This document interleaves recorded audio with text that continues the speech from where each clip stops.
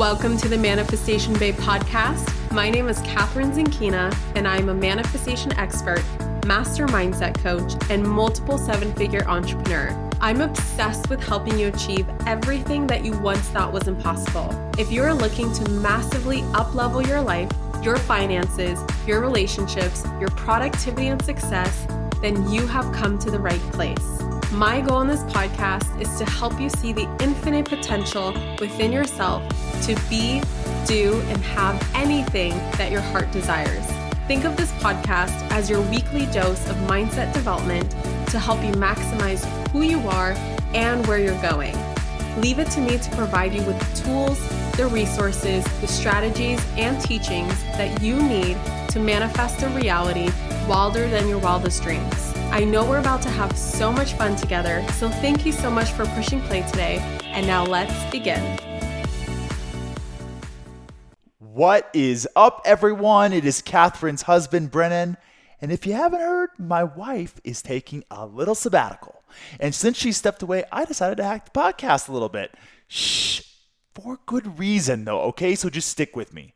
Our really good friend, yes, you know the man, James Wedmore, has massively contributed to the growth of Manifestation Babe, and he is about to open up his signature program, Business by Design, which, by the way, totally changed the game for our business. So as a tribute, we wanted to do a little re-release of a very special episode James did with Catherine, and you are definitely going to want to hear it. This episode is packed with insane value, and if you're an aspiring entrepreneur or own your own business, this episode is going to have some major mindset shifts and breakthrough moments for you.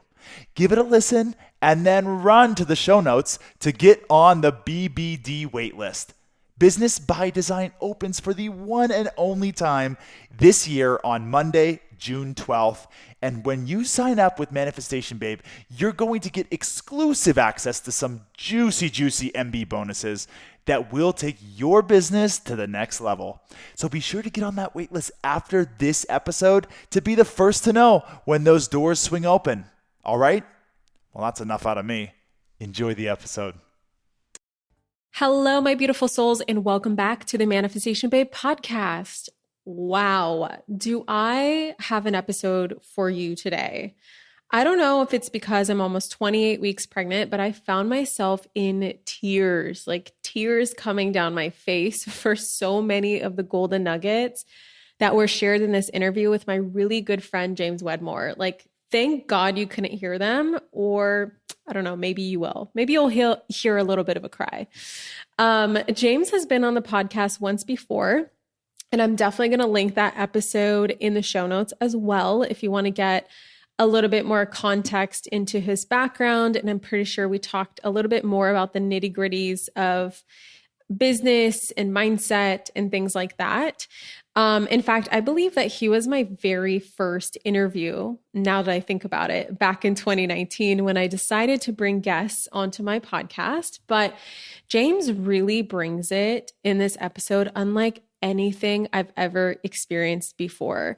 I told him at the end of this episode, after we were done recording, that it felt like an angel descended into his body and he had a message to share with me and the rest of you who are going to be listening to this episode. Like, it was so profound. And I'm just honored to be James's friend and to have the privilege of this being on my podcast episode because it was amazing. If you're new to who James is, he's an entrepreneur in the online business space for over 15 years now, basically a grandpa who's obsessed with coaching and teaching anyone with an expertise to scale that knowledge into a digital product. 6-figure, 7-figure, 8-figure empire, whatever number floats your own personal boat, that's what he can help you with. He's literally a genius at what he does when it comes to marketing, strategy, hiring, scaling, all of that good tactical stuff. But more than that, James is also a spiritual seeker like so many of you, and he can go so deep into the realm of manifestation, vibration, energetics. But more importantly than that, he's like a living, breathing example of what it means to be a powerful manifestor embodied.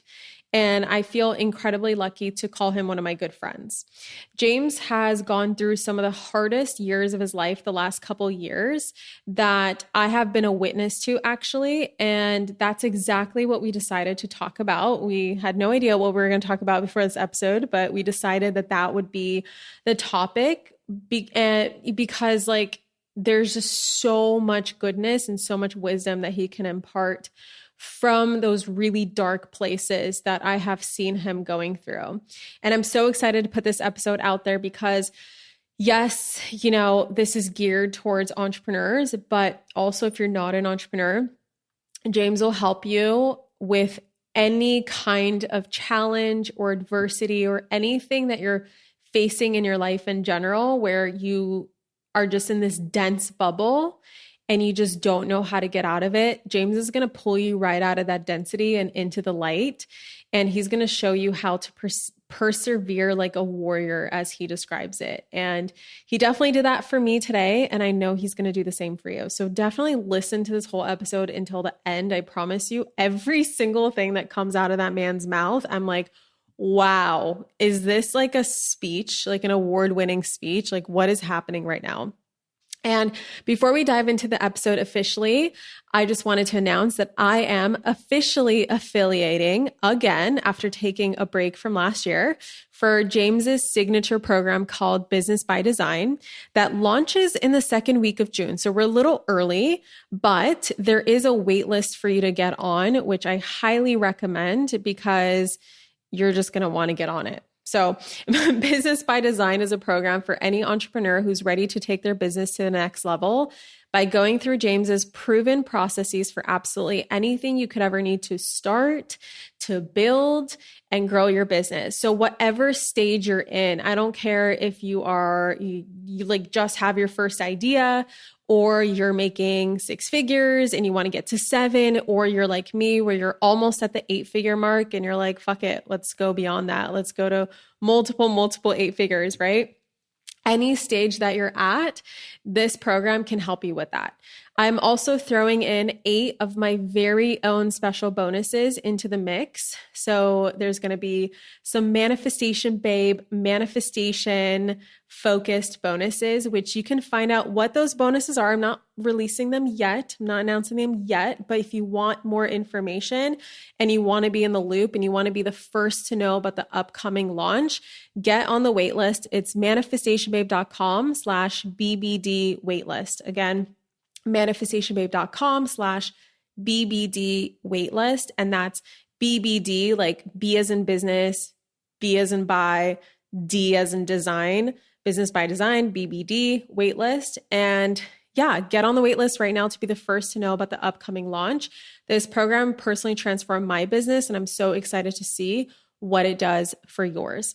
Okay, without further ado, let's dive into today's episode. Get ready to cry. All right, James, welcome back to the podcast. It is your second time being here. Unfortunately, our last episode was like, 3 years ago? So it's about fucking time, man. Wow. When you were saying that, I heard it as, this is your second time on the podcast, unfortunately. Yeah, that's pretty unfortunate. I thought it was 3, but I guess I'm counting one of the times that you've been on my show. Yeah, it's been a really, really long time. So I figured that it's time to bring you back because a lot has happened. A lot has changed. A lot has happened. A lot has changed. And it's like insane. I mean, I'm so excited about today's episode. Before James and I were recording this episode, like we talked about kind of some of the things coming up in, the entrepreneurs that follow Manifestation Babe, my life, my business, James's business. And I have a really good feeling that this is going to be a very deep, very good, very healing episode. So James, for anybody who's like completely brand new to James Wedmore, can you just kind of describe like who you are, what it is that you do, who you help, anything that's relevant? Yeah, I'll keep it as short as possible. This is my 15th year running an online business around my coaching, my teaching, and my expertise. I've always loved teaching. And when I found out that you could make a living doing that, I was hooked a long, long time ago. So I host a podcast called the Mind Your Business Podcast. It's for any type of entrepreneur that is most likely like your audience, a spiritual seeker, but also an entrepreneur that knows that, your business is a reflection of you. So as you grow, you see that reflect in your business. And then I'm the founder of my signature program, which helps entrepreneurs scale their business. It goes beyond just teaching marketing and sales, which you see a lot of, and how to actually run and structure business the right way. And that's business by design. That's the thing that drew me the most to you. I remember I shared this in the very first episode. So you guys, I'm going to link that in the show notes. If you want to go listen to that episode we did 3 years ago, that's going to be in there for you. But just to give some context, like I will never forget hearing about this name, James Wedmore, so many times in my entrepreneurial journey, especially in the beginning. And your name came up time and time and time and time and time again. And I was like, who is this guy? Like, who the hell is this guy? And then finally we connected. And the number one thing that stood out in mine and James's relationship was like how deep we can go into the spiritual realm and the spiritual space, and how we're all about manifestation. We're all about mindset, all of that good stuff. But James is also like extremely brilliant at strategy. And I just want to shout you out and just share like how much I admire like the blending that you do between the strategy and like the 3D and the tactics and all that stuff, while also really encouraging people to go and explore that like spiritual side of them, and that, and embrace shamanic deaths. And we can get into all of that, but I just want to shout you out for just a second about that. You've been in a business for a really, really long time. Like I would call you a grandpa entrepreneur in the online business space. No, back in my day. And I know you've gone through a lot of shit, and I have been good friends with you for the last 2 years. And just in the last 2 years alone, like if you guys knew, hardest time of my life. Yeah. It's James's most challenging 2 years. Like you wouldn't believe. I mean, I've seen him overcome some serious shit. And I wanted to talk about that today because I know that there's entrepreneurs out there who may be struggling in their personal life, and they're worried that can bleed into their business, and like worried how that's going to affect their business, or they're having a really challenging time in their business and they're worried about how that's affecting their personal life, or maybe they're just like in one big ass shamanic death. And I'm just curious, James, what have you learned from like the last 2 years? Like, what have you overcome? What have you learned? Like, and yeah, just basically like, just go from there.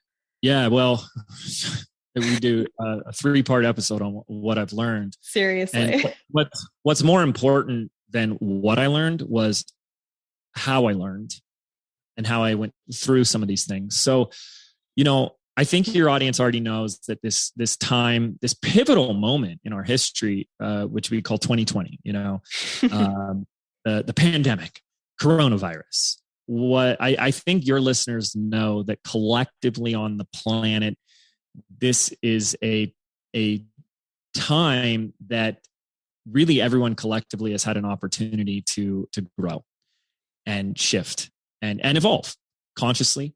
And unfortunately, the way the human experience is that most of our growth happens through pain, discomfort.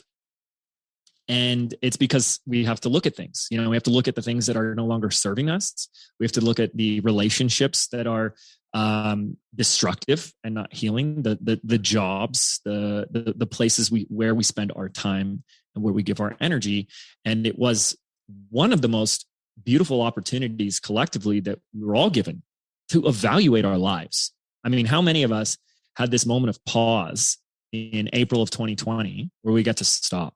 And in a way, we awoke from a bit of a daydream, a bit of a hypnotic trance, to really just look and evaluate, am I happy? Is this working? And as entrepreneurs, we find ourselves doing that more often than the average person. And so I had a different experience because, and this isn't, again, a lot of people have gone through a lot of stuff, so it's not like, oh, poor James. That's not why I'm sharing this. And that's not the point of this episode at all. It's because so many people have gone through struggles and are still going through stuff. I was just on vacation in Oceanside, and I talked to a gentleman who's living out of his car. He's surfing, living out of his car. And his situation, he was in a marriage that well, first of all, he was in a job that got shut down. It's really sad. He was a high school football coach. And when, pandemic happened, shutdowns happened, he lost the whole program. So he lost his job, and he tried working for another job. It was eating his soul. So he quit.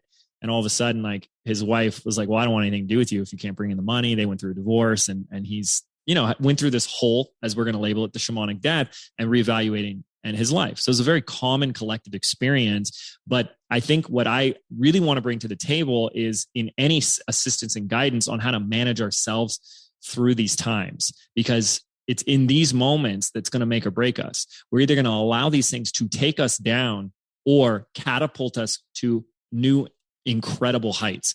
And that's why I'm sharing, not to be like, oh, poor me, because that's not what that's about. We all have our stuff. We all have our lessons. We all have our unique experience on this journey that we're on. And so for me specifically, when 2020 came to town, the stuff that was affecting a lot of people wasn't really affecting me.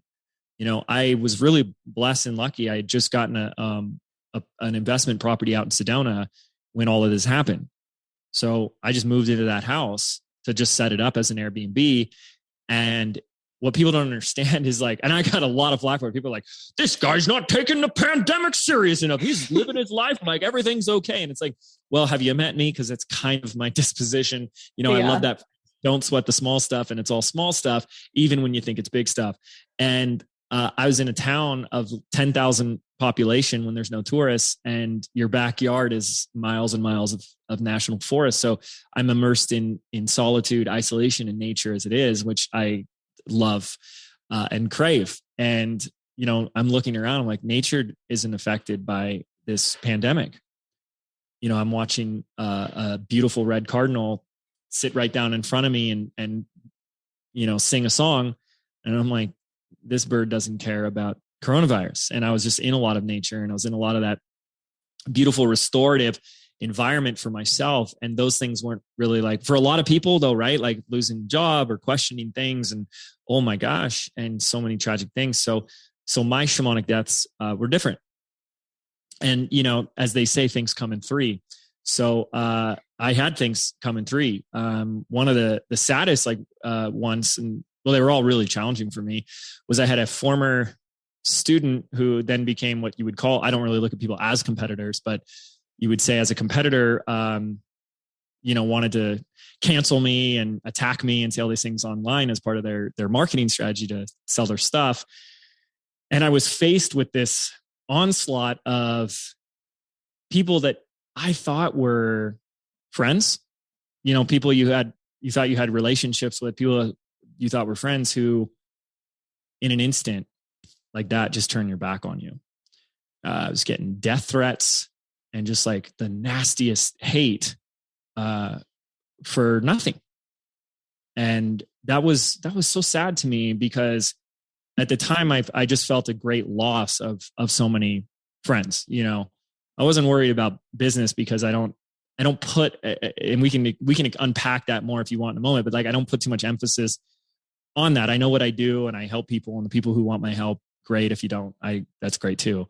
But I saw that, and I'm going to come back in a moment and share with you like where all the good was in that. Yeah. All that happened about 2 weeks after that. I get a knock on my door, and it's one of those people that you like see in the movies where they're like, are you James Wedmore? And you're like, yes. And like, you're being served. And I was being served divorce papers out of the blue without any notice. Total surprise. And all the while this is happening, my dad was dying, and I got hit with all these three pretty much within a month. And needless to say, that was pretty challenging. And even on the other side of that, I just went through another challenge that, in a way, was like actually hit me harder, even though it doesn't seem like that on the surface. But I've been in the middle of a house remodel, and I was out of town while they were doing some things, and they damaged the property, and basically, long story short, the second story started caving in on the first story. And overnight I found myself completely homeless, because I was living in the casita underneath, where it was being caved in. and a lot of money and damage. Let's just say that. And just people all around who were like lying, manipulating, taking you for everything, and a really stressful situation. And I'm basically just like moved into my van for a couple of weeks, and it was pretty intense. So a lot of stuff that happened, and challenging situations. Yeah. And when I get on this call, and the first thing Catherine asked me is like, "How you doing?" And it's better than ever. And I say that absolutely, like authentically and genuinely, is totally true. And people have asked me like, "How are you okay going through these?" And I think that's something I want to talk about with you in any way you want to share, because these were challenging moments. But where I am today, and very clear, is that as simple as it is, it's easier said than done, folks. So I'll say a lot of things. You'd be like, "Oh, totally. Oh, I so agree with that." And it's like, I don't care if you agree with it. It's in those moments when you're facing these demons and you're facing these battles, are you going to apply it? And what I know to my core, and more and more and more in evidence, is that these things happen for us. It's happening for us. And this is where we have the opportunity to grow. This is where we have the opportunity to learn. Pain becomes a blessing in our life because that's what forces us to pay attention.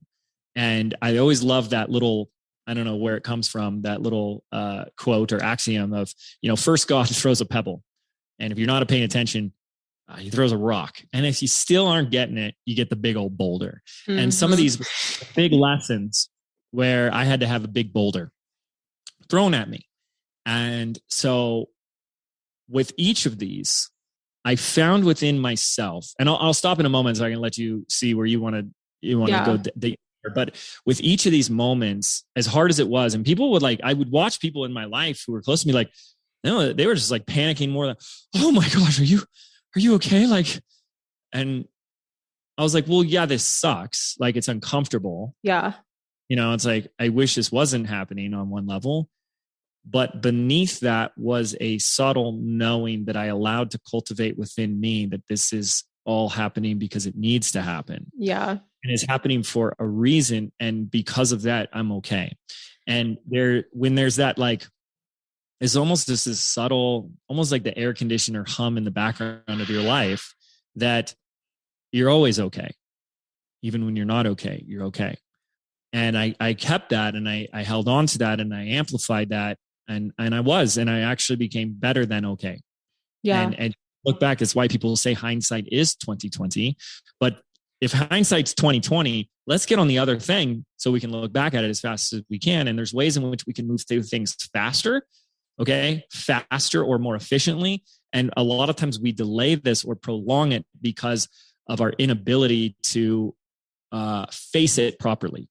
And I can unpack and talk all these, but I figured I'd kind of lay it by saying, here's some of these challenges, and then we can go from there. There's some incredible layers here. I will say that as your friend, whenever I'd be asking for updates, or I'd come to Sedona and visit and be like, "James, what's new?" And you would say things like, "I lost my dad," which you didn't mention. You did end up losing your dad as one of those things. Yeah. Wait. So he passed away an hour before my 3-day live event. So I'm driving in the car to the studio to go live in front of thousands of people. Yeah. And an hour before. Huge boulder that you missed. I remember Airbnb and issues, constant issues. Yeah. I mean, there's so many that you missed. It's just I'm listening and I'm like, uh-huh. And what about this? Yeah. You shared 5% of what happened, but those are the big pieces, I would say. And it's so interesting because, James, there's something about you where I always knew that you were okay. It was this weird intuitive feeling. I don't know if I was just tapping into your frequency. Like you said, that you knew that you were always going to be okay. Everything is going to work itself out. There's a higher purpose behind why things are happening. And I just remember you shared a lot of people in your life were panicking. And I just remember always looking at you and being like, I know that if there's anybody who can handle this, It's James Wedmore. And I don't know what it is. I think it's just me picking that up from you, but I want to ask, like, you're on the other side of a lot of things right now, but in those moments, like when the ball does drop, or like when you were served the papers, or in that moment where the roof did cave in, right? Like, what do you do to feel better? Like, what do you do to absolutely not lose your mind? Like, what do you do to regulate your nervous system in those moments? Because I know that, like, no human being, let alone entrepreneur, is going to be immune to challenges like that. And I think that a lot of people, they go in absolute like shit show panic mode. They get so overwhelmed. They completely shut down. And like, something that I'm assuming about you, because I'm obviously not there in those moments, is that you just find a way to keep going. Or at least that's my perception of you, is like, I'm just curious, like, what is it that you do in those moments to feel better? I'm glad you're asking this, because I think this is the $1 million question. And this is the only reason why I shared that stuff. It's not, I don't want pity. Oh, you poor thing. I don't want, it's not, I signed up for this. Okay. I didn't sign up for a Netflix and Bonbon's life. So I signed up for this. And that's a powerful aspect of this to keep in mind. There's a lot of people out there that want the things that they want, but they're unwilling to do what it takes, what's required of them. I want a business, but I don't want, responsibility. I mean, here's a great example of one is I don't want to work for anybody else, and I just want freedom, but I don't want the stress of a business. You can't have your cake and eat it too, folks. So I signed up for this, but the answer to your very important question, like to me, it's the nucleus of this whole episode, can come down to one sentence, and then I can unpack this for 5 hours. But how do you deal with this, right? How do you regulate yourself, or how do you be a warrior through this? And the answer is in one sentence is how I choose to see it. And this is almost so simple that people will throw it away because they want the complicated thing. People want, give it to me complicated. I want it advanced, complicated, but when it's simple, because it's so simple, you'll do it. And it's, how does the situation occur to you? And your ability, and I've said this 1,000 times, I've said this at my mastermind events, I've said this to clients all the time, and they can't hear it. Can't hear it until you're in it and someone's coaching you through it. And I've learned how to coach myself through it over the years, because it happens so frequently, because it's like new, as they say, new level, new devil. You're just growing. You're growing. So now you're at a new plateau. So it's a new level in the video game, and it's a different boss, it's a different bad guy, but it's the same strategy every single time. Different lesson, different obstacle, but it's the same strategy. And so how something occurs to you will determine what's possible. How something occurs to you will determine your state. So your ability to discern the situation from the way in which you choose to see it is a mastery skill that will forever change your quality of life. For you to be able to discern, to detach the situation from how it occurs to you, how you see it, is the first step to separate it. And so what happens is something happens. And then we, because we live in the feeling of our thinking, not the feeling of the world. So we're not reacting to the situation. We're reacting to the situation as we see it through a lens, a perspective goggles, if you will. That's dirtied by our doubts, our worries, our fears. And we begin to make decisions about the situation. A lot of these decisions have to do with predictions about the future. Just notice, anyone listening, any shit you're going through right now that feels like I'm going through something. And can you begin to notice the predictions, the hubris, by the way, that confidence, that like a little too much confidence that you have about how you think the future is going to go now. Like, we're so certain now that this is how the future is going to go. Yeah. This is how it's going to end up. And in our mind, we're projecting this image or this video, this movie of a dark, dim, dismal future. And so, for example, when the house stuff happened, for a moment, I only entertained it for a moment. You remember those movies where like the little kids are riding their bike down the street and they always stop right in front of like old man Wither's house. And they're like, no one goes there anymore because it's haunted. And it's like the house is dilapidated and there's like boards on the windows and like a crow comes down on the mailbox and quack, quack. And I was like, that's not going to be my house. It's going to be this. This is like this crazy thought when like all that, I was like, because I had to fire all these people. I had to say, they just kept making it worse. And I had to, and I'm like, it's so hard to find people and I'm not gonna be able to find people. And all of a sudden in my mind, I'm painting this picture that my house is going to become this abandoned, dilapidated home that's just going to collapse. And I'm going to like be homeless and I'm going to have to spend all this money and it's going to break me, all this world of stuff. And now what I'm reacting to and what's creating me in the moment is that, not the situation at hand, but that awful future. And I don't have to tell any of you, because you all agree that the future is always, always anything but certain. Mm-hmm. And we are in so much control of that. You know, we are so much the author and the creator of the driver of where we go with our lives. And so are you dealing with all of the projected opinions and predictions that you have about the future, about what it means about you, about the future of your business, the future of your life, and what it means about this, or are you dealing with the situation at hand? So how is this situation occurring to you? How does it occur to you? And beneath that was that this is an opportunity. This is another freaking lesson. This is something I need to learn. And so I'm going to take you through that, okay? Because we also work very closely with a shaman. You've talked about him on. I have, yeah. They know who he is now. So he shared with me. He said you have to see, because this was bad. I mean, this was bad, and he said you have to see the blessing in this, and there is a lesson here for you. And when I say this about me, this applies to everyone here. So you're going through something, or you're about to go through something, and he said there's a lesson in here for you. He said, because of where you're going and what you're doing next, you have to learn this lesson now.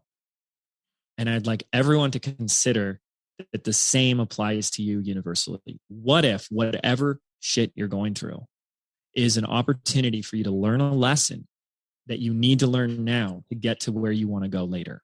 Because wouldn't you rather want to learn it now versus later, where the stakes are higher? It might mean more money, more issues, more problems. Bigger boulders. Exactly. So let's do it while it's a pebble and not a bigger boulder. But even though this was a boulder.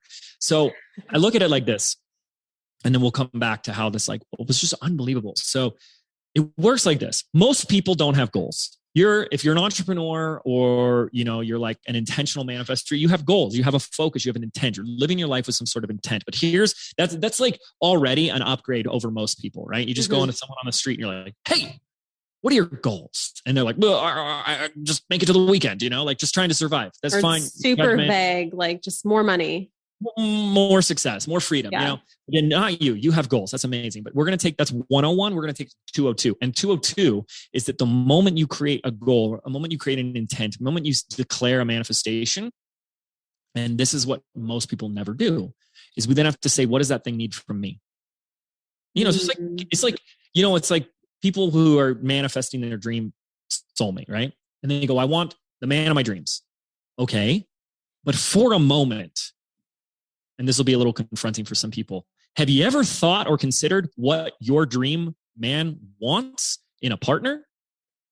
And are you willing to do that? And this was very, because look, in any relationship, both people have needs. And if one of those parties' needs are not met, the relationship will not thrive. So what if we could use this as a metaphor to apply it to any goal or outcome? So here's an example of this. You come to me and you say, James, I want to start a business. I want to do what you and Catherine do.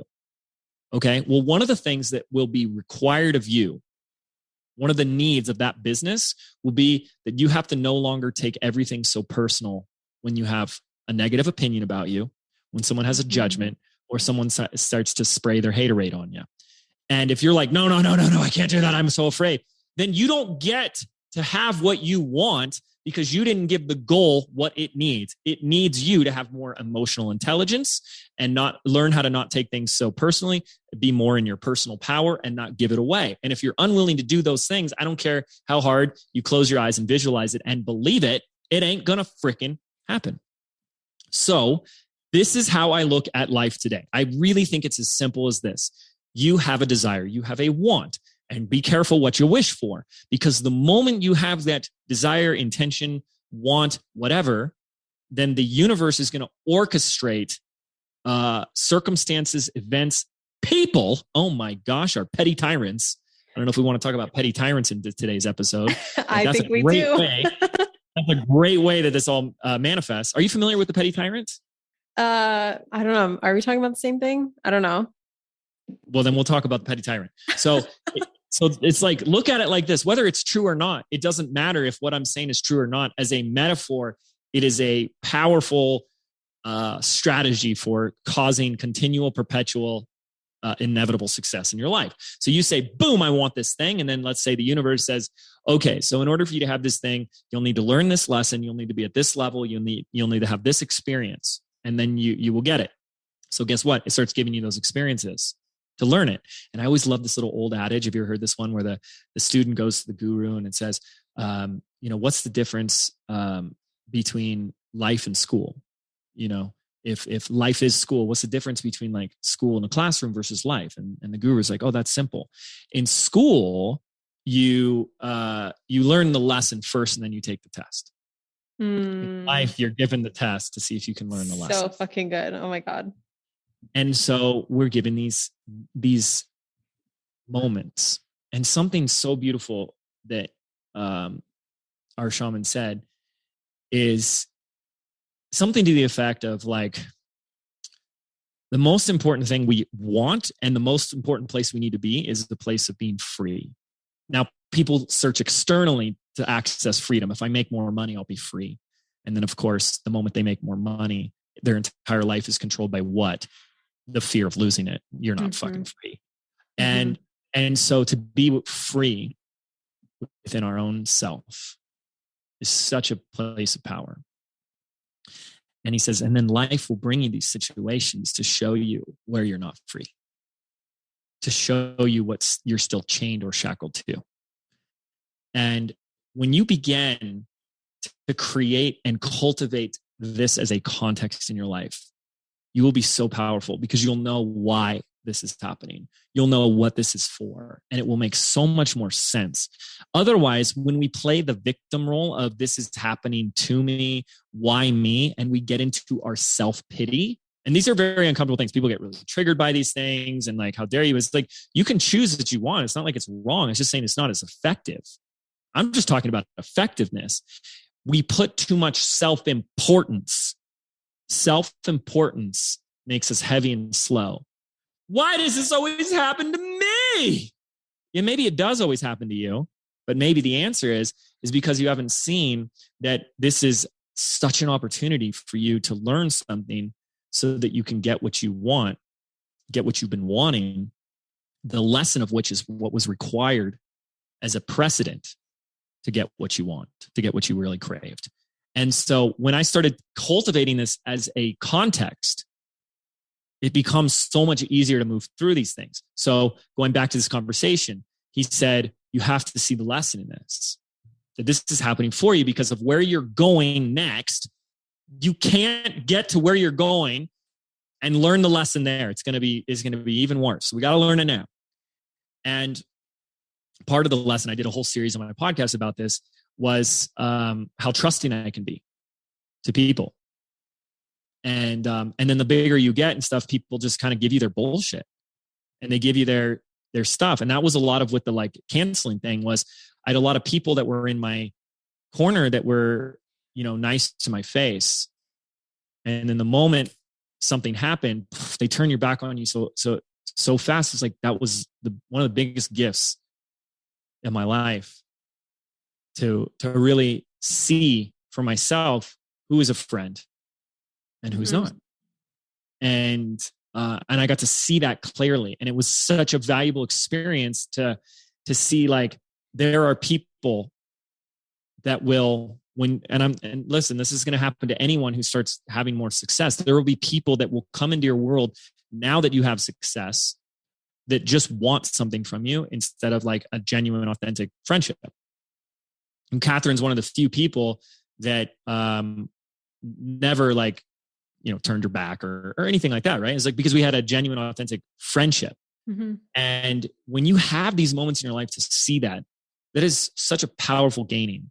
And so what these are called, as you've heard us say the word a few times, and I don't know if you talked about it on the podcast, is a shamanic death. And so the shamanic death, another way we can say this is a death of the ego. And that's not really true because your ego never dies. Okay. We're not transcending the ego. I don't have an ego anymore. Okay. Really, are you floating 3 feet off the ground? Like, and you're just light exuding off of you and, no. But to release, to let go, to heal more of those shadow aspects of ourselves, those unhealthy or toxic aspects of our ego is what we're talking about. And so the best way to do it is through life. So some of you guys are just, looking for it in books or in podcasts, which is great, but you don't really get it until you go through the experience of it. It's like fear. Fear is the same way. I'm so clear on this now that how do I get over my fear? Yeah, I was going to ask, like, how do you get over the fear of like losing your business or losing money or the fear of people's opinions or, You don't. That's what people want. That when people are asking that question, like, how do I have the fear go away so I can do the thing I want to do? That will never happen. Has it happened yet? Mm-hmm. I'm waiting for the fear to go away so then I can do the thing I want to do. No, so fucking true. You have to do the thing that you're afraid of. And then you realize the moment I start doing the thing I'm afraid of, the fear is not there anymore. It's only there to the moment before I do it. On some level, do you think that like the whole cancellation thing that you went through, how DX says that like life will show you where you're not free? Were you at that point in your life still really concerned about like people's opinions of you or what people think of you or like how people perceive you? And then that whole incident where all of a sudden it feels like the world hates you, it forced you to go through this like reckoning with yourself of like, no one else matters. Like the people that matter and no one else matters. And that like helped you achieve a greater level of freedom when it comes to that? No, it wasn't that. It was, I was too nice, too trusting, and too giving to too many people that were kind of like becoming leeching. Yeah. And I was kind of entering it was a blind spot, a dangerous space of like, and it's kind of hard to understand because these are more like nuanced things as you keep, growing, and someone maybe just starting out like this may not be relevant or resonate with you, but people you think are friends that you just like, whatever, however I need to support you and be there for you as a friend. And then you realize that no, they're not really seeing you as a friend. They just see that there's something that they can gain from you. So they're going to keep taking, and it's never enough. And it's never enough. And where's more and where's more. And it was kind of like this one-sided thing that I was there for them no matter what, but they weren't. And so I was given an opportunity to see who those people really are in my life, to keep close, like almost like you have circles in your life of who's in that inner circle of friends and relationships versus people that just need to be a little bit more distance. Yeah. And to not blur those lines and to establish better boundaries in that. It was actually really easy for me to go through it because I really don't care what people think about me. And here's why. And I still have to go back to the remodel thing. So don't worry, I'll close all the loops we've opened. But you and I can both say this because I know you've talked about journeys that, and encounters that you've had where you've learned more about yourself in the last couple of years than your whole life. True? Mm-hmm. True or not? Very true.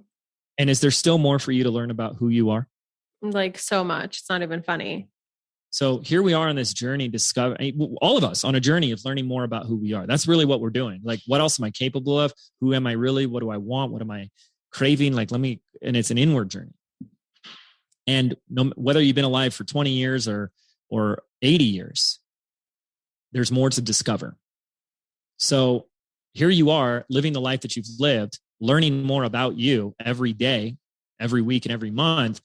And you've lived your whole life as you. So in a moment, you're going to decide that a complete stranger knows you better than you know yourself. That doesn't make any sense to me. I'm just learning a little bit about me, but you know better. You know me better. And I'm going to choose to give all of my power away to someone who doesn't know me and say, yes, you know me.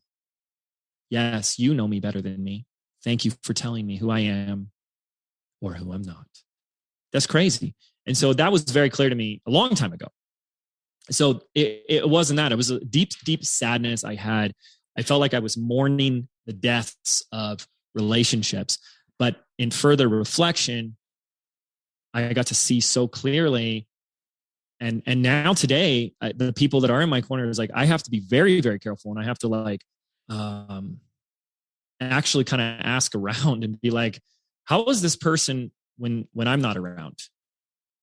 Because I've noted, I had to learn that like people just show up and are a certain way around me. And I'll have my team members like, Jilly, who's my number 2, be like, yeah, she's not really like that. She just acts that way around you. And I'm like, what are you talking about? Mm-hmm. Yeah, she's actually da da da da da da. No way. And I go talk to someone else. They're like, yeah, that's basically it. What? So, and you hear this from like, celebrities and stuff like that, where they just are surrounded by like yes people and, people that kind of, and so I had to like learn all that stuff and see all that stuff. So powerful.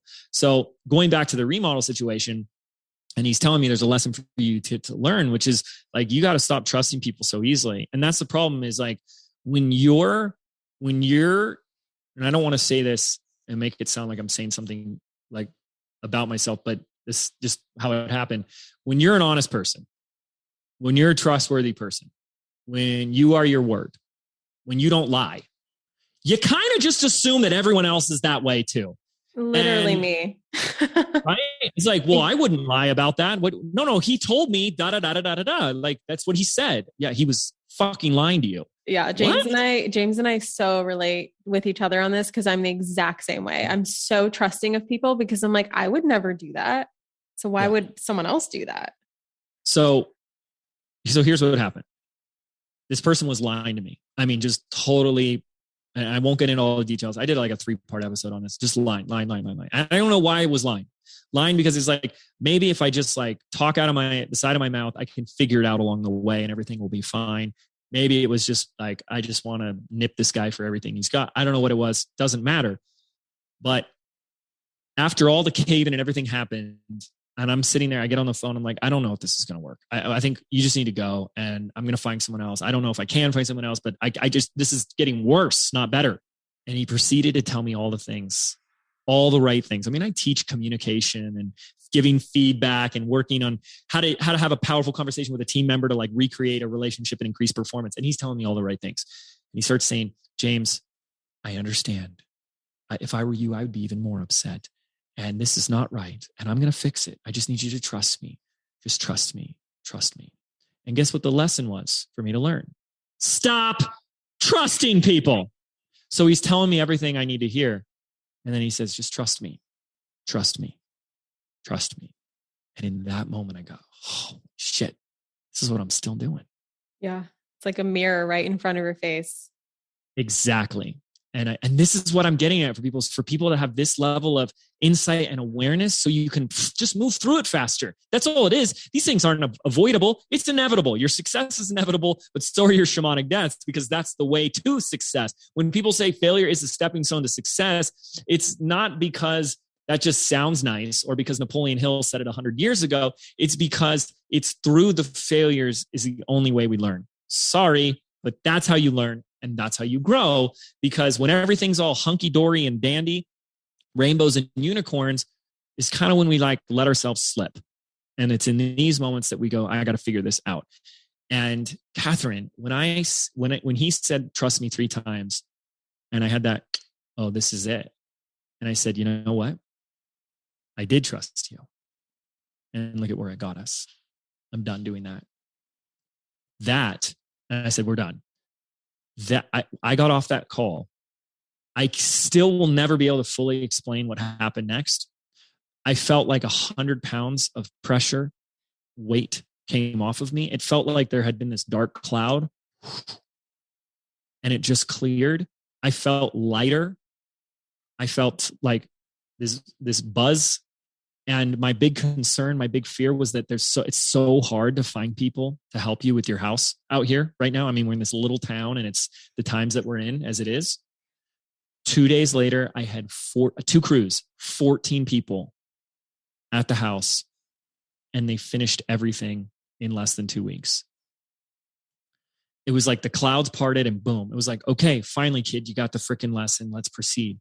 And, and it's like, I look back at that and I don't have resentment. I'm not angry at the person. It's like that. And that's the petty tyrant. So that brings us beautifully into the petty tyrant the petty tyrant is like the shamanic death, which the shamanic death is the experience you go through that it becomes a mirror or black mirror for you to reflect in something in your life that is not allowing you to be free or is hooking you or is holding you back in some way. And that can manifest as a petty tyrant. The petty tyrant is the person in your life that just triggers you, even just by them being alive. Like they're breathing, pisses you off. And you know what? We all have one. And it's time we start looking at this individual as the petty tyrant instead of like the person that pushes your buttons. They're pushing your buttons to show you that you have buttons. They've come into your life for that reason, to teach us. And when we can get to a place where, what happens, of course, with the petty tyrant is we want them to change.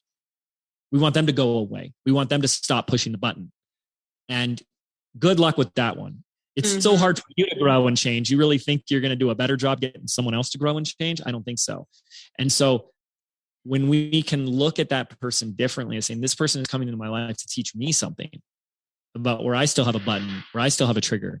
And, or a lot of times the petty tyrant is kind of like they're the guardian to your next level. Mm-hmm. Okay. So I've talked a lot this with clients and stuff too, where like, you want to, we've talked about this on previous episodes where like when you wanted to grow, but there was that struggle of, because we grow to the level of problems we can handle in our business, and you couldn't grow because it was like, I'm struggling with the haters that I have now. And if I'm struggling with that, then how am I supposed to expect to call it? Well, there's your petty tyrant. It's like this guardian to your next level. And it's like, you have to conquer this before you can go there. And so the petty tyrant comes in really as a gift to teach us. And that's why I'm saying, I'm going to go back to this simple sentence from this powerful question you asked, which is what, how can you go through this? And what do you do to go through something? Yeah. To move through it. It's how you choose to see the situation. How does this occur to you? And when this occurs to you, say, this is coming to me to teach me something. This is a shamanic death. This is my petty tyrant. This is my lesson. I'm in it. And this is where I'm going to grow. That changes everything. That's the warrior's way, because now we face it head on. We surrender. Okay. Because what we have is we have these default ways of doing. There's your default way, the autopilot way of like, well, this is what I normally do when shit hits the fan. This is how I normally react when someone says or does this. I normally just erupt into anger, or I hide in my room and cry for a day. That's the default way.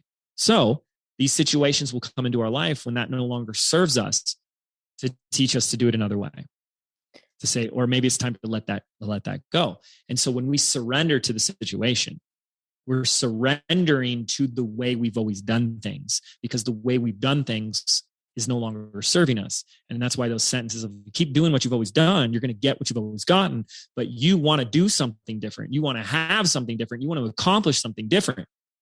So something's got to go, and we have to let go to let in.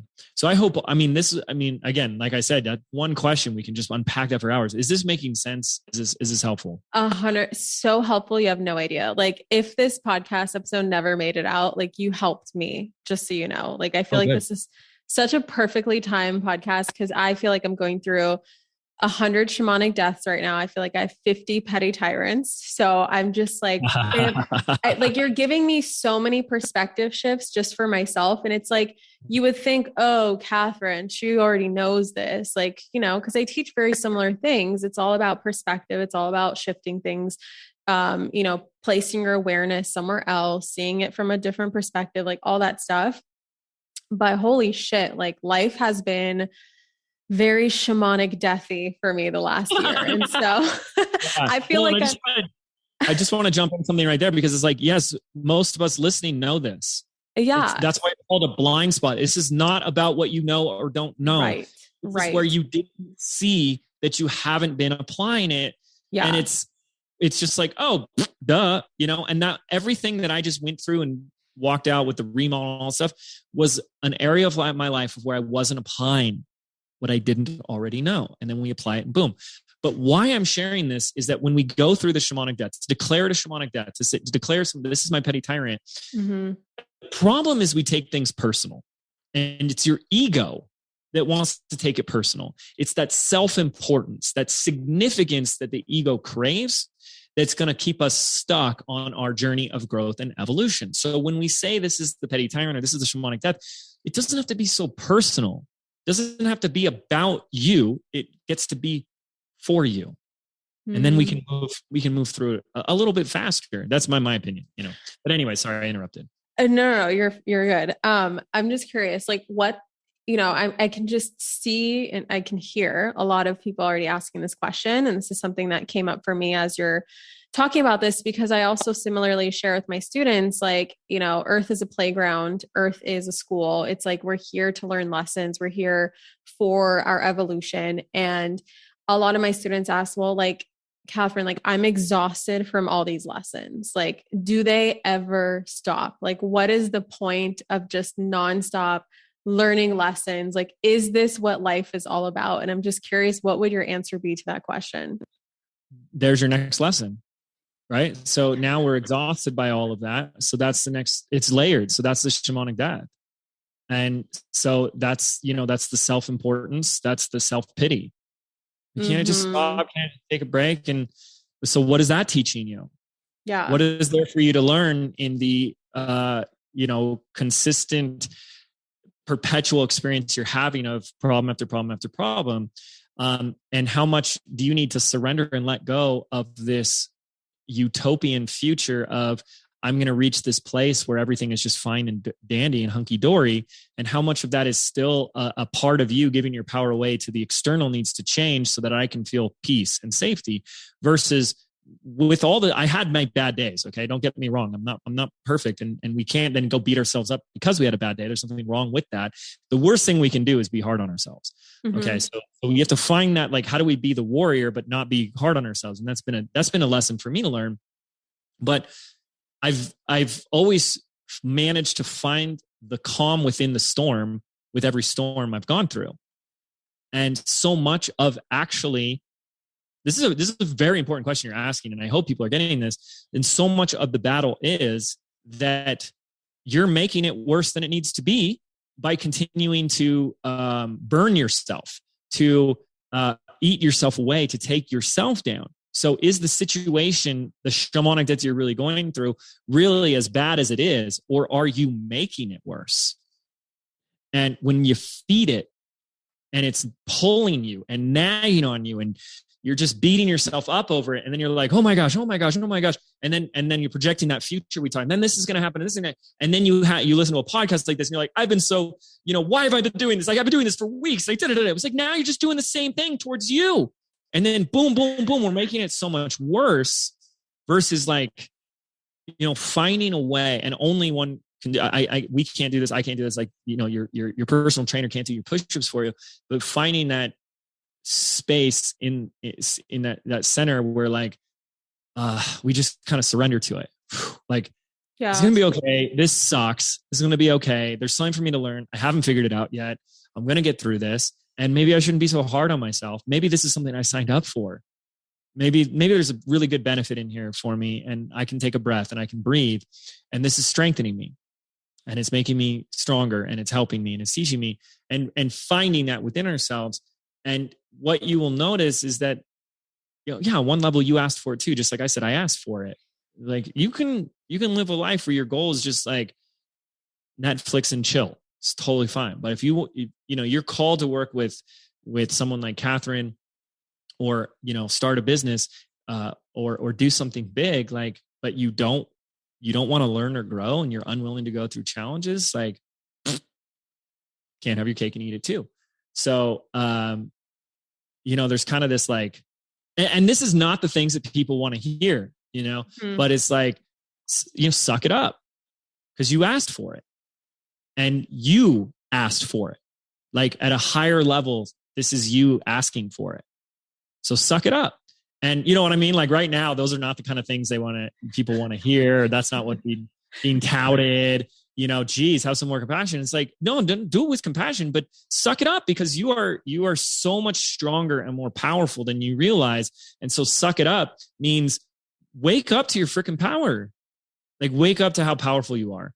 And I firmly believe, to my core, and this seems to trigger people too, that anything we are going through, that not only is here for us, but we always have within us what it takes to get through it. So no matter how tough it is, you are always going to be tougher than it. And agree, disagree, I don't really care, but I'm going to continue to choose that is the context through which I live my life. And it is, I'll tell you the moment it doesn't serve me, but it's helps me tremendously. And I want to give people access to a way in which they can go through turbulent times, because there's more coming, folks. Like, everyone wants to get to like a happily ever after. And it's like, I've made more money. I've bought nice homes. I've gotten all these things. And there, Walt Disney lied to us. There isn't a happily ever after. There's happy now, no matter what is going on. Such an important distinction. Absolutely, because then we're always trying to get there, but you can't get there from here. And that's still trying to change the 3D or the external to change the internal, which is an unconscious decision that you are powerless and giving your power away to the external factors and variables that you have little to no control over anyways. And can we find that peace and power within, no matter what's going on without?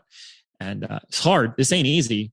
And that's why I want to talk about this, because I went through some hard stuff, and I don't want to talk about it like a concept or an idea. I just want to talk about like, hey, yeah, here's some challenging stuff I went through, and here's what I applied, and here's how it worked. So, because I know a lot of people are going through hard stuff too.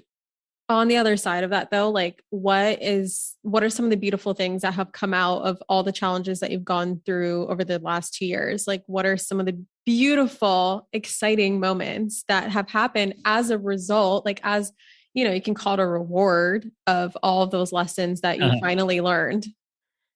Yeah. The most important thing is, if you start using this term shamanic death when you're going through something challenging, particularly challenging, what's important to note is with every shamanic death comes a huge catapult in growth. I mean, it just launches you to another level. And I could share another hour, but it won't be of too much value of how much my life has catapulted in the most extraordinary, amazing ways. And I won't ever share or talk about specifics, but with the divorce, obviously what precedes that is a marriage that wasn't working. And what I found myself doing is it's such a common story, was a common theme for so many people, is I just buried myself in work. I was very easy to do that because when you love what you do and you have this type of business and work, as you know, Catherine, it can tick so many boxes off for you. It's creative. It's fun. You get to meet people, so you can build amazing relationships. It is unbelievably rewarding and fulfilling. And obviously, lucrative, so it's just ticking all the boxes. And so before I knew it, in a way to, like, if you look at like, your life as a wheel, and here's all the slices of the pie of like relationships, career, hobbies, spirituality, health and fitness, all the different things, so many of them were ticked off from business. But obviously, like in the realm of relationships, I was trying to use the rest of the things that work to distract myself from that. And so work for me became so all consuming. In 2019, I did 22 live events in person. So that's like 2 a month. And it was constant. Now, again, I was loving every second. I wasn't unhappy. That was like the trap. It's almost like, I don't want to say this in an unhumble way, but it's almost like the whole story of Midas and the Midas touch, where like everything you touch turns to gold. But then all of a sudden, like everything is gold. You can't even drink water. Is drinking gold. And, but that's kind of how it was. And so when 2020 happened, it gave me the start of like, something more. And what I learned, this was so beautiful, is before this, business was my everything. It's great. Happy. It wasn't like I'm workaholic and depressed and I hate my life and I'm just gonna keep working. No. Happy, like totally. But my business was everything. And now the business is the same, but my everything is so much more. I have brought in so much more into my life. Like the relationships I have today have so much more richness. I have more hobbies and extracurricular things that I'm doing. Like my life just feels more rich and well-rounded than it ever has before. And I'm not saying that in any way to brag. I'm saying that to say that was what was available and waiting for me on the other side of a lot of these things, is I got more clarity, more insight into how to have a more extraordinary life. And it really truly is like to have a successful, a profitable, rewarding, fulfilling business and an entire life beyond that was something I didn't even know I wanted and was missing. That it isn't just all business. Even when it's like a business that's so like, diverse, like, I mean, come on, like get to talk on podcasts, we get to film fun videos, we're speaking on a stage, we're helping people, all that TikTok stuff. We're making those TikTokies and pointing. I'm really good at pointing now. And then to just like have so much more beyond that, like my spirituality and my experience and that journey has deepened incredibly as well. Like I've picked up hobbies.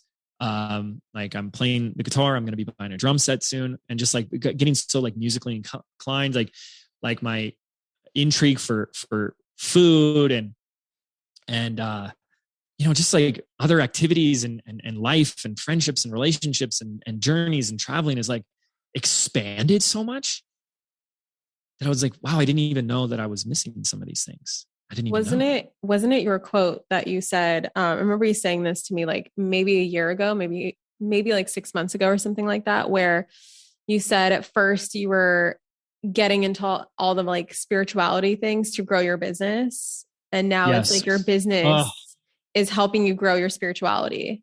So you use your business as the vehicle for all this spiritual growth. And before it was like, I need to get into all this woo-woo manifestation stuff because I want to grow the business. And like, that's all that matters. I see you describing this to me, like very similarly to when you said that, because it's like a prime example of like, yes, I have my business. It's so successful. It's growing. It's even more successful now, but it's a vehicle for me to experience more richness outside of that too. Like through your music, through food and all that stuff. And that's what's crazy is the business has grown even more with this whole flip and change. It's unbelievable. Because I guess in that way I was almost stifling growth. So before, just to reiterate what you said, because I think that was one of the biggest ones. Like that was profound. The target was business, grow business, and it's, that means more money and it means more impact. It means helping more people. It means making more money. So it's a cycle. One causes the other causes the other, and boom. And so things like your own growth and spirituality and these tools and things that obviously you teach so well were means to the end.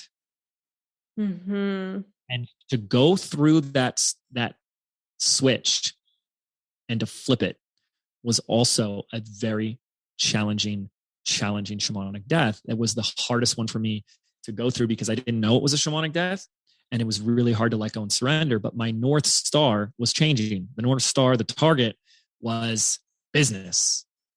And then when the North Star changed to like a deeper, higher calling path and purpose that is beyond business, like my own growth, that's what every one of us should really truly make our target. Like that's an invitation and call to you, but you do what you want. It's your life. Is like the true North Star should be, how much can I grow and expand and evolve and elevate in this lifetime? And then things like my business become a vehicle for that, because when you have a business, you're forced to grow. So the business becomes a tool for your growth. And that's what Catherine was pointing to. And when that changed everything. So what is your North Star? What is your target? And it was just business. And then I'll grow to focus on the growth of the business. And now it's like, no, the business and all these other things are a vehicle for my growth. And that's the most important thing.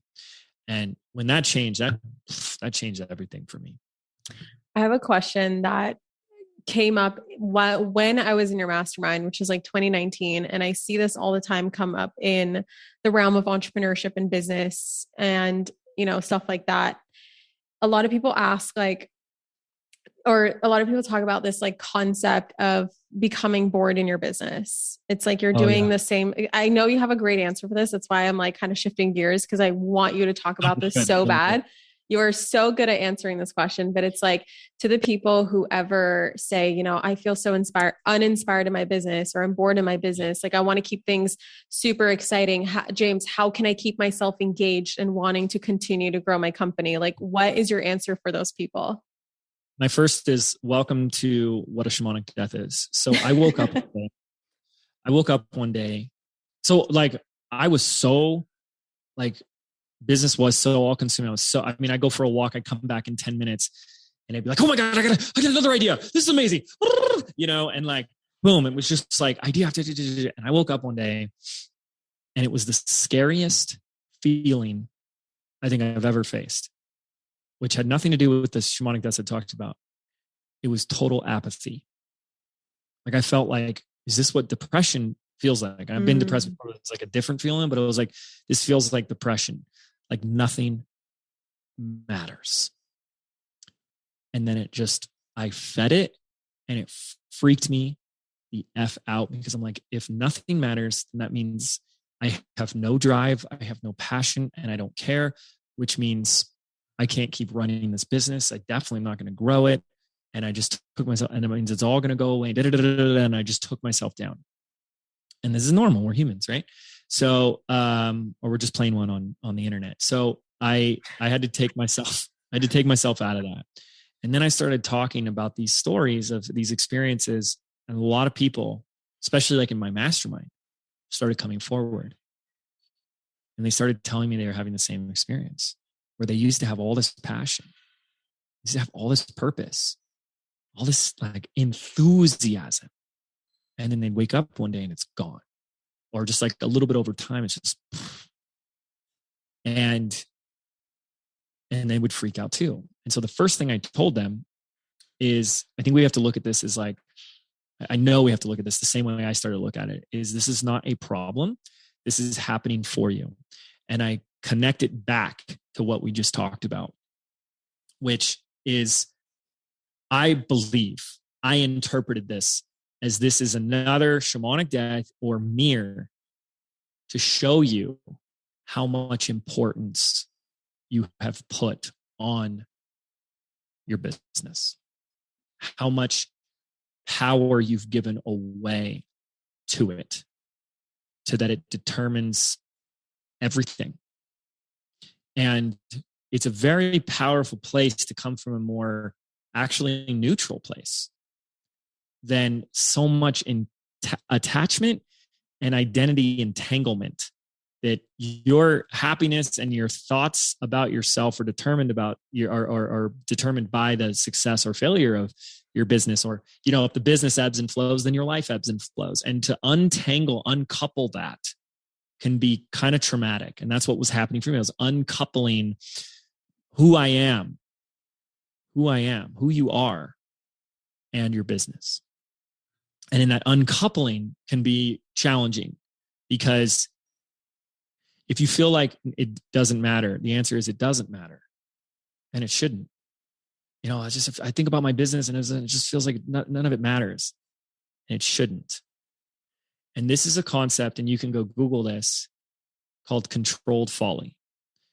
And, I'm still learning and deepening this, but controlled folly is this, it's a spiritual conversation that we have where we're living in this place where we know that in a way nothing matters.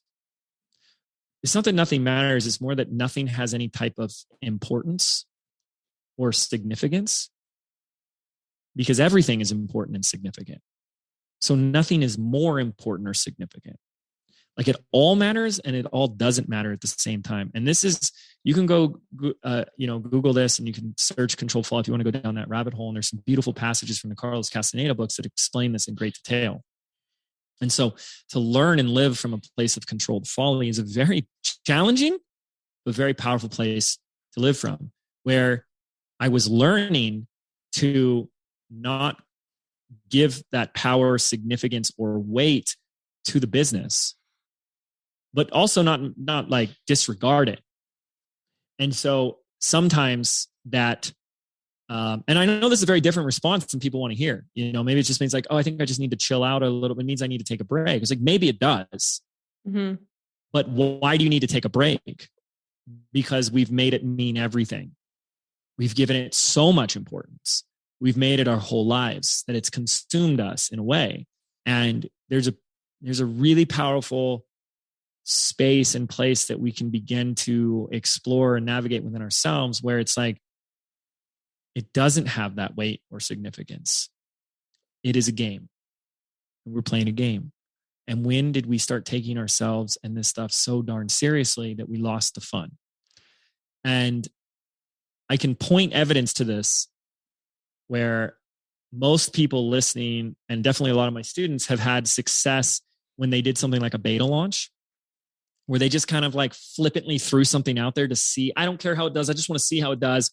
And there was this detachment, there was this curiosity, and there was this flippant, let's just find out and see what works, where things worked.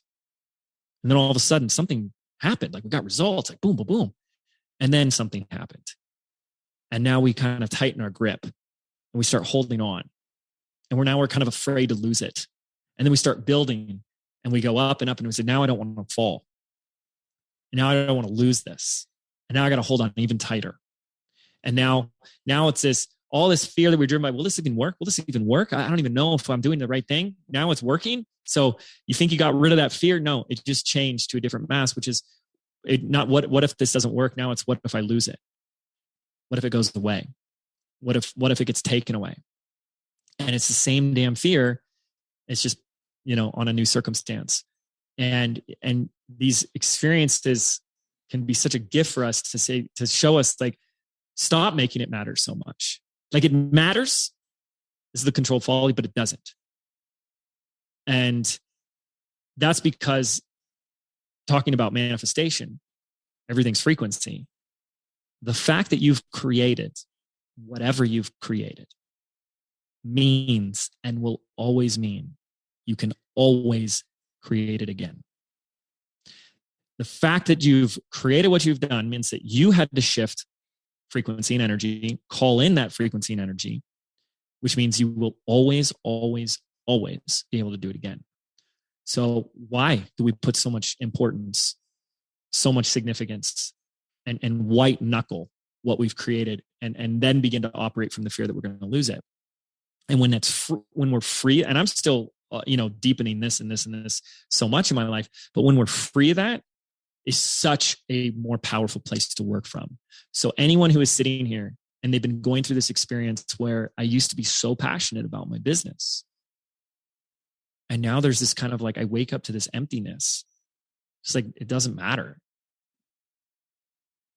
It's an opportunity to look at this as, it's because there's something more coming in for you. That you can see it as, how much I cared about it is so good and it got you so far, but it's now preventing something even bigger coming in. And all you have to do is kind of listen to that, try it on like a pair of clothes. And if that kind of resonates or feels good, then that may be true for you. I don't know. I can't say, I have to be very careful. I can't just say a blanket diagnostic statement for everyone listening. Dr. Wedmore. But there's a lot, this was very, very common at my last mastermind. Like half the room was talking about this, like feeling like the passion's gone. And I'm like, yeah, I've been there, done that. And here I am on the other side of that. And I can't really put it into words, but it's like, I work less than I ever have. And I'm excited about all these other things. Like I'm designing my own house and doing my own remodel myself and all the decoration and design and stuff like that. And I get in on some days and work on it. And I love working with my hands. And so it's like, I'm consumed by all these other things that I'm like passionate about and everything. And the business is just on that same tier as that. It's the same as the remodel. It's the same as me wanting to go mountain bike. It's the same as. And I find myself doing it better and also not getting hooked by it. It doesn't affect me. How many times, Catherine, let's just be honest for a second, have we had things that happen in our business ruin the rest of our day? Mm-hmm. Someone did something while you were at work, right? Because like we can look at it like that. Like I'm at the office, something had work, but it affected my trip. It affected my weekend. It affected my relationship. Why? That's what I'm talking about. It's like, it's great. Business is amazing. I absolutely love it. But I'm not here just to have business. I'm here to have an extraordinary life. And I want to love everything that I have in my life, not just this one thing. And that's why that like my business used to be my everything. And now my everything is so much more. And the things carry the same weight. So you should be passionate about being alive. You should be passionate about living, about growing, about learning, about you. And business is one of those things. The thing you want to manifest is just one of those things. Listen, folks, you want to know the ultimate manifestation hack. It's not about the thing you're going to manifest. That's why they say it's the journey, not the destination. It's like, I'm going to learn a little bit more about the miracles of this universe. I'm going to learn a little bit more about me. I'm going to let go of something that doesn't serve me. And I'm going to be on this fun journey looking out for a miracle around every corner. And that's the juice. And so stop putting it into the business and putting it into all of your life. And I think you'll find that the passion was always there. It's just don't put too much importance to one thing and negate the rest. This is like the most profound conversation I've ever had on the topic of business and entrepreneurship. Like, so this will just one last thing. And this is the most important piece. If it's profound, thank you. It's coming from my lived experiences and the insights that I had going through these things over the past few years. Yeah. And I would assume most people listening are the type of person that also wants to go out and coach, teach, and help.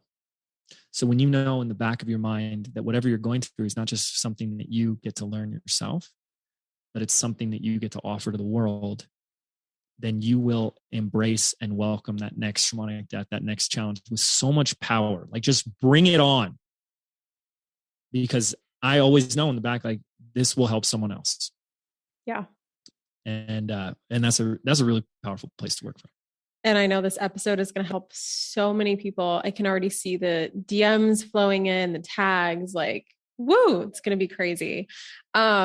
James, you have an exciting launch coming up that I absolutely love being a part of as your favorite affiliate ever called Business by Design. And I just want to quickly talk about that because I am affiliating again this year for your program. It is one of my favorite programs for business, point blank, period. James is like the best mentor that I've ever had when it came to scaling my business into what it is today. Can you talk a little bit more about what BBD is and who it's for? Yeah. I'll try to keep it as short as possible. Who I love working with are coaches, people that would call themselves an online expert, and you want to sell digital products. Maybe you already have a digital product. You create an online course, maybe as a membership, a group coaching, or maybe you're just doing one-on-one. And I show my clients how to scale the crap out of that business. Whether you're just starting out, doesn't matter, or you've already got something going. The program is really I know it's my opinion and I'm a little biased, but it's the most comprehensive, holistic A to Z online business system that you'll ever find. A lot of what happens is you go like, I go to this person for this one thing, but then I need this other thing here. And then this person has this one thing. And we got to put them all together. And then we're still missing pieces and we're duct taping it. But what we did is basically created a process, number one, where you find out where you are in your business, because business growth happens in stages. So when you find out what stage you're in, I'm in stage 2. Well, the goal becomes simple. Get to stage 3. Maybe you're already in stage 4. Okay. Here's how to get to stage 5. And then what we do is, with all the like moving parts, the tech, the assets, the pieces in an online business, what helped, I created what basically helped me and wish I had when I started and created into Business by Design, which are the step-by-step execution guides for everything that you need in your business. So we use this great metaphor of a Lego instruction manual. So if you ever played with Legos, then you know that if you want to build a picture on the box, you just got to follow the instructions. And the instructions are so clear. They're so simple, step by step. It might be 532 steps, but it's step by step. And it doesn't skip anything. You don't miss a step. You don't get halfway through and be like, oh, they left out a step, which is like a lot of what people experience. They get a few steps and then there's big gaps. And so we created step-by-step execution guides for everything in your business: how to create the product, how to create the landing pages, how to create the funnels, how to create a big old launch, everything in between. And so whether you're just getting started and you want to follow those yourself, or if you want to be really smart and savvy, which is what we really help and teach, is how you can hire that first virtual assistant or first team member, even if it's part-time, even if it's overseas and inexpensive, and you can hand them these execution guides and you can have them get to work. In fact, the first execution guide I created was how to do a complete webinar, landing page, thank you page, the emails, the reminders, the setting it up with GoToWebinar, even like little, like put it in your calendar buttons and video and all that stuff. And I built the first process for me because I was spending all this time doing it. And I hired a brand new virtual assistant out of the Philippines and no training whatsoever. And I said, here's a process, like a Lego instruction manual. Tell me when it's done. Day and a half later, she goes, done. And I checked it. The landing page, opted in, worked perfectly, got the emails, sent me to the thank you page. There's the video. There's the link. There's the add to your calendar button. There I am registered on GoToWebinar. Everything was set up. What was taking me days to do myself, someone else did for me for a fraction of the time, and it worked perfectly. And so many people of us are getting stuck in doing, stuck in the tech, stuck in the working, stuck in the doing, and you're missing the role that your business needs from you. So I tell my students, the role you fill in your business determines the results that you receive. And there is a role that is required of you in your business. That's the role of the digital CEO. So when you're down in the weeds doing all the doings, you're in the lowest value tasks, staying the busiest, doing the most amount of work, the things that do drain you and burn you out, and sadly moving the ball the least, making the least amount of money, the least amount of results. And so when my students understand that, everything shifts because they elevate their role, they elevate where they spend their time, they're more calculated, they're more strategic, and they get where they want to go faster. And everything we do inside the program is 90-day cycles. So I don't care if you started your business yesterday. I don't care if you're starting it the day you join us in Business by Design. You can get absolute 100% guarantee. You can get results in your first 90 days. Everything we do is 90 days. Even if your first beta launch, 30 days. Okay. So it might not be the results you absolutely love, but you're going to get results that you haven't been able to get in those first 90 days. And every 90 days, you should be running a project, promotion, revenue generating activity to continue to do results, get results in your business and keep taking you forward and keep graduating you from stage to stage to stage. So not only is it like complete and holistic, but I made a very, huge intention to focus on and emphasize the performance. Like, how are you going to actually learn this, but do it? Because as you guys all know, you don't get results without the doing. So how do we get you into action? Or how do we get someone to assist you with getting into action so you can start producing the results? And that's why we have so many students that have like really been able to help and grow their business and scale massively. So, well, I'm a student. I get excited about that. Yeah. I'm a student of BBD, and I will say that I wish, I don't even know. Did BBD exist in 2016? I don't think it did. That's when I launched for the first time. Oh my God. What the hell? Yeah. Where were you?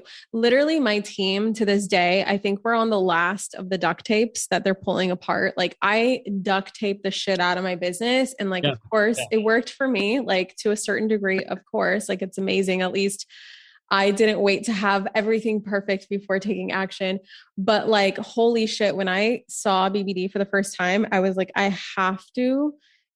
everyone has to have this program. Like everyone who wants to create digital products needs to have BBD. Otherwise they're going to waste so much time. And I think in 2018 is when I first officially like found you, because that's like when we did our first podcast episode. And by that point, we had just let go of our entire team. So we just hired our very first person. And I think we were like in the high multiple six figures. And since then, Team MB is like a team of 16 full-time members. And James is like so huge on the hiring process. And I remember that was like the biggest topic of your mastermind, your 7-figure mastermind in 2019 was like letting go of the reins. And I remember like just having to do everything, like every single button I had to push. I had to have my stupid fingers on fucking everything. I didn't have trust. Like I couldn't let things go. It's because I didn't have like a system or process. And since then we went, I told you the amount of team members we have now, which is awesome.